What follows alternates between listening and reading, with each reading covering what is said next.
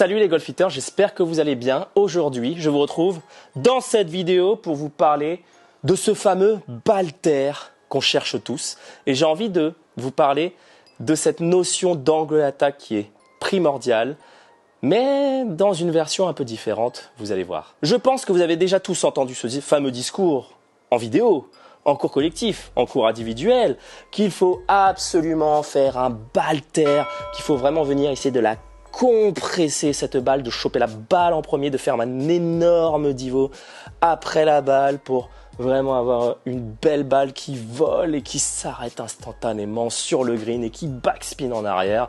Enfin bref, le discours assez basique au final qu'on entend partout. Et dans cette vidéo, j'ai envie de vous montrer le contraire et de vous montrer aussi les dérives de cette recherche de compression de balle et d'angle d'attaque qui descend. Cette vidéo, je l'ai faite parce que j'ai interviewé Patrice Amadieu, une interview très intéressante que je vous invite à visionner ou à revisionner, je vous la mets juste là, où à un moment de l'interview, il parle d'un fameux swing brossé et que chercher un angle d'attaque trop descendant, c'est créer une génération de slicers.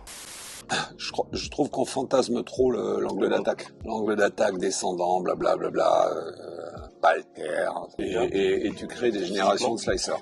Patrice Amadieu, pour ceux qui ne le connaissent pas et qui n'ont pas vu l'interview, je le présente quand même un petit peu, c'est l'ex-entraîneur, l'un des ex-entraîneurs en tout cas de Victor Dubuisson, de Raphaël Jacquelin et de beaucoup d'autres golfeurs et qui enseigne actuellement au Golf National dans un box magnifique. D'ailleurs, Patrice, je te passe le bonjour si tu passes par là. Mais quand Patrice a abordé ce point-là lors de l'interview, dans ma tête, ça a fait... Bah ouais, mais en fait, il a raison, le gars. Il a complètement raison. Donc aujourd'hui, j'avais vraiment envie de vous montrer, à travers, encore une fois, les données. On a la chance d'avoir ce simulateur rien que pour nous. Donc c'est le kiff intégral pour tourner ces vidéos. D'ailleurs, petit instant auto-promo pour ceux qui voudraient s'entraîner tout au long de l'année. Sachez que le simulateur sur lequel je suis en train de tourner la vidéo est en total libre service, en location bien entendu. On a la technologie TrackMan, donc le radar utilisé par la plupart des joueurs professionnels.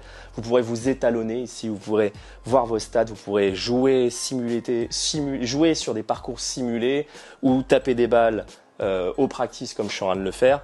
Bref, des possibilités des possibilités illimitées, dirons-le nous, pour un entraînement serein. Donc, n'hésitez pas si vous voulez ça. Et pour ceux qui voudraient un cours de golf avec moi, sachez également que c'est possible. Tous les liens sont dans la description de la vidéo. Bref, revenons à nos moutons. Comme je vous l'ai dit, je pense que l'angle d'attaque est un peu trop sacralisé. Oui, l'angle d'attaque est très important dans une optique de performance à haut niveau. On le sait, au niveau des stats, TrackMan, les meilleurs joueurs du monde, avec un fair set, ce que j'ai actuellement là, ont un angle d'attaque qui tourne dans les environs de moins 4 degrés et une vitesse de club de 90 miles. Mais est-ce que nous sommes des joueurs professionnels? Est-ce que on doit chercher une compression de balle à chaque fois avec le fer? Parce que est-ce que l'angle d'attaque, à vouloir trop compresser la balle, ne nous créerait pas plus de problèmes? Et c'est à cette fameuse question qu'on va essayer de répondre aujourd'hui.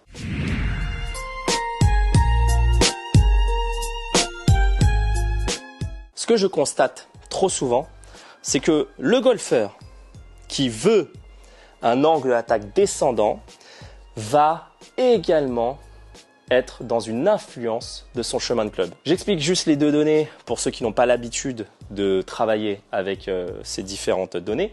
Là, on a l'angle d'attaque qui est affiché et le chemin de club. L'angle d'attaque, c'est la façon dont revient le club au moment de l'impact par rapport au niveau du sol. Donc, il peut être soit négatif, c'est ce que la plupart des gens cherchent, c'est-à-dire écraser la balle.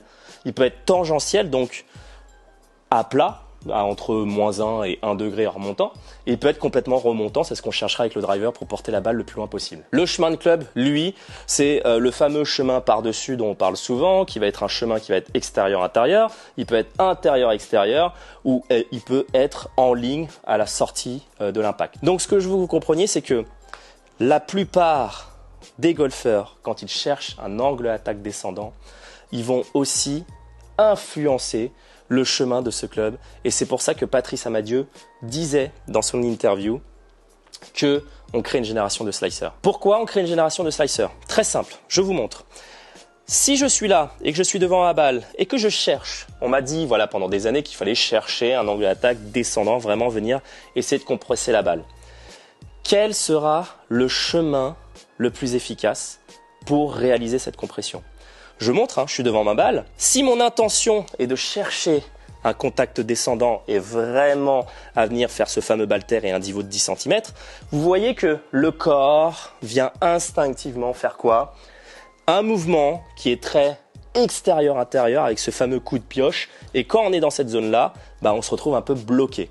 Donc, je vais essayer de chercher à l'extrême. On exagère toujours pour que vous voyez les défauts. Je vais chercher à l'extrême un angle d'attaque très descendant parce que je veux compresser la balle, parce qu'on m'a dit que c'était ça qu'il fallait faire. Donc, je vais essayer vraiment de venir compresser la balle et on va voir l'angle d'attaque et le chemin du club qui va s'afficher. Ok, donc là, j'ai vraiment cherché à écraser la balle. Et là, qu'est-ce qu'on peut observer? Super. Très bonne démonstration, je pense, de mes dires. J'ai cherché un angle d'attaque descendant. Je rappelle que sur le tour, on est plus à moins 4 degrés. Donc là, je suis à moins 10 degrés avec un fer 7. Et malheureusement, cet angle d'attaque, vous pouvez voir que ça influe sur quoi? Sur le chemin du club. Parce que j'ai tellement cherché à écraser, à faire un fameux ball-terre, que je me retrouve avec un chemin qui est extrêmement à gauche. J'ai pas mis l'orientation de la face pour pas trop compliquer les données, mais ce que je veux que vous compreniez, c'est que là forcément ma face est ouverte par rapport au chemin, mais du coup ma balle, elle fait quoi? Elle finit quand même très très à droite. Et c'est pour ça que je vous dis que la recherche de l'angle d'attaque descendant peut avoir un effet pervers sur votre jeu. Parce qu'à trop vouloir chercher, écraser la balle, vous allez indubitablement modifier aussi votre chemin de club. Et si vous êtes un slicer et que vous cherchez encore plus à écraser la balle, votre corps va insister sur ce chemin extrêmement à gauche. Et oui, vous allez choper un angle d'attaque descendant, mais au détriment d'une balle que vous n'allez pas contrôler au niveau de la trajectoire.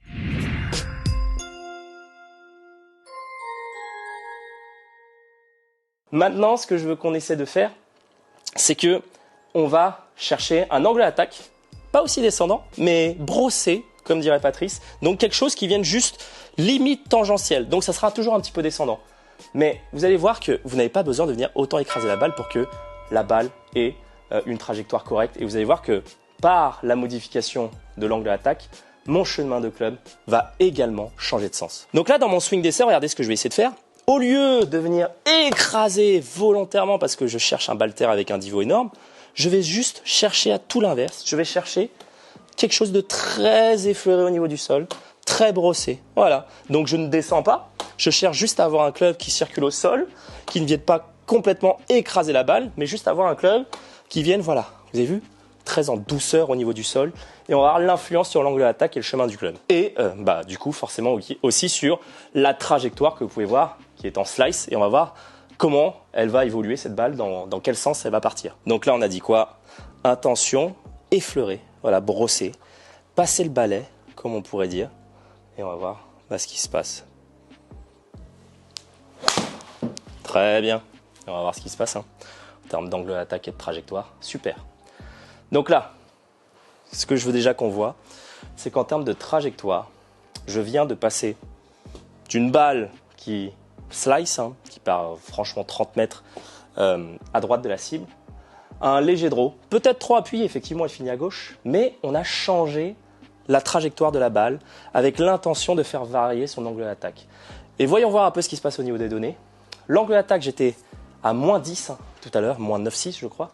Et là, je suis sur quelque chose qui est limite tangentiel, à peine descendant, moins 1,4, c'est vraiment pas grand-chose. Comme on l'a dit, les joueurs du tour, c'est moins 4, donc il y a quand même une grosse différence au niveau de l'angle d'attaque. Mais là, ce que je vous compreniez, effectivement, c'est que mon angle d'attaque, par l'intention de venir juste brosser le sol, qu'est-ce que ça a modifié aussi? Ça a modifié mon chemin de club. J'étais à combien tout à l'heure? J'étais à un angle d'attaque de moins 10, je crois, et un chemin de club qui était moins 10, moins 11 à gauche. Donc là, je suis passé sur quelque chose qui est un angle d'attaque limite tangentiel, un poil descendant, avec un chemin de club, du coup, qui passe de l'intérieur vers l'extérieur. Et en termes de trajectoire, comme vous pouvez l'observer, je ne suis pas en train de slicer ma balle. Je suis même sur un draw un peu trop prononcé. Et c'est pour ça que j'avais à cœur de tourner cette vidéo, parce que je ne vois que trop malheureusement des personnes qui cherchent à venir écraser et qu'on parle de ce fameux ball terre toujours écrasé trop souvent.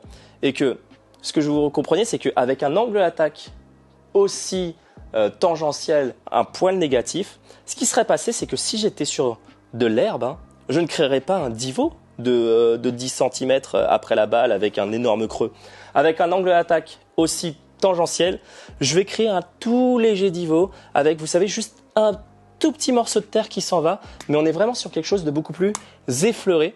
Et vous voyez que en termes de vol de balle, c'est pas déconnant. La balle, elle décolle quand même. Je fais pas une top. Ok, je prends pas la balle en remontant parce que sinon, là, forcément, je prendrais la balle trop bas dans la face et là, je ferais une top. Mais ce que je vous comprenez, c'est qu'il ne faut pas sacraliser l'angle d'attaque. Il ne faut pas que vous le sacralisiez et que vous le mettez dans une priorité absolue de faire comme les joueurs pros.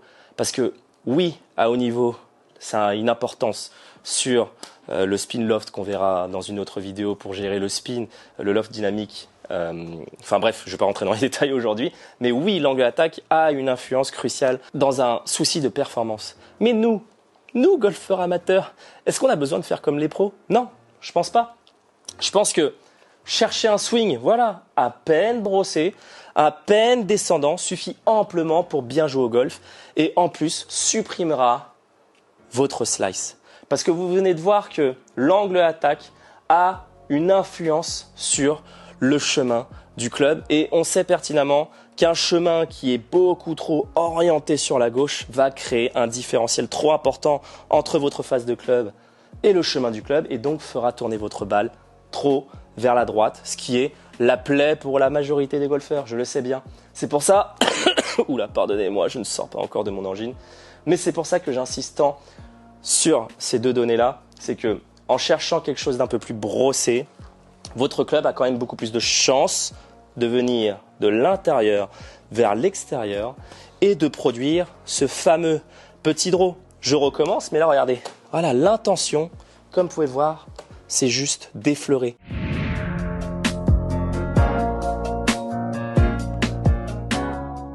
Il y a des contacts qui vont se passer si je ne cherche pas trop descendant, avec vraiment cette intention de brosser. Il va se passer des contacts qu'on appelle clean. C'est des balles qui sont prises, entre la 4e et la 2e strie de la face de club. On pourrait avoir cette impression que c'est topé, mais c'est des balles qu'on appelle clean. Donc c'est des balles en fait qui sont chopées en bas de la face, aux limites de la top, aux limites du bon contact, mais qui créent quand même énormément de spin. Et ce genre de contact, c'est pas dégueu. Et c'est pas dégueu et ça se crée par un angle d'attaque qui est plutôt tangentiel. Je vais essayer d'en produire un là. Je vais essayer de vous montrer que en contactant la balle, pas forcément parfaitement avec un angle d'attaque descendant, ça fonctionne quand même.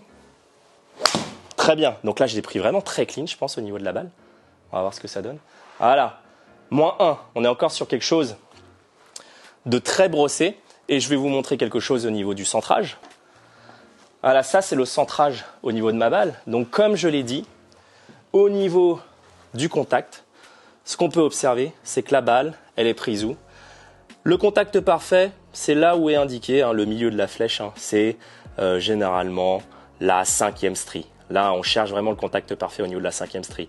Mais vous voyez que en cherchant un angle d'attaque qui est du coup très tangentiel, je remonte au niveau des stats, mais je suis à -1, donc je suis vraiment quelque chose qui vient juste effleurer le sol, qui vient brosser le sol, avec un chemin de club du coup un petit peu à l'extérieur, et ben je me retrouve à avoir un contact, voilà, un petit peu bas au niveau de la face.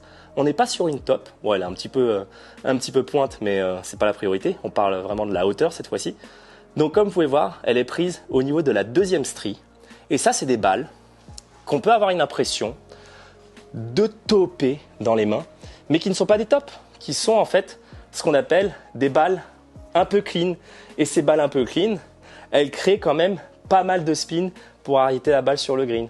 Donc je vais essayer de vous montrer ça. Alors on passe sur l'ordi. Et là ce que vous pouvez voir, je viens de rajouter une petite donnée supplémentaire, c'est le taux de spin. On garde le même shot, c'est le 3e shot que je viens de taper avec le contact un peu clean bas de la face.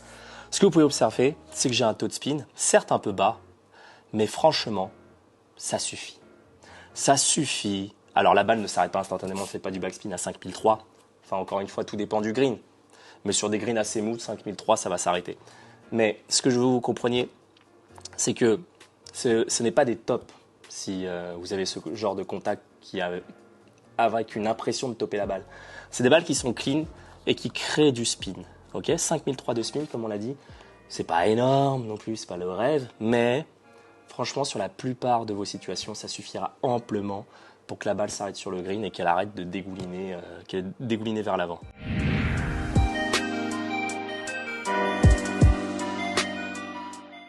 Donc, ce que je vous compreniez à travers cette vidéo, c'est que, on vient de le voir, l'angle d'attaque n'a pas forcément besoin d'être écrasé. Elle n'a pas besoin forcément d'être à moins 4, moins 5, moins 6 avec un fer 7 ou même avec les autres fers, même avec un fer 9 ou fer 8. On peut garder cet angle d'attaque un peu tangentiel, choper la balle un petit peu bas dans la face et créer du spin.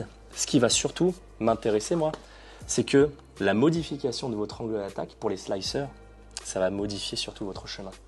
Et c'est ça qui est important de comprendre dans le golf, c'est que on n'isole pas les données.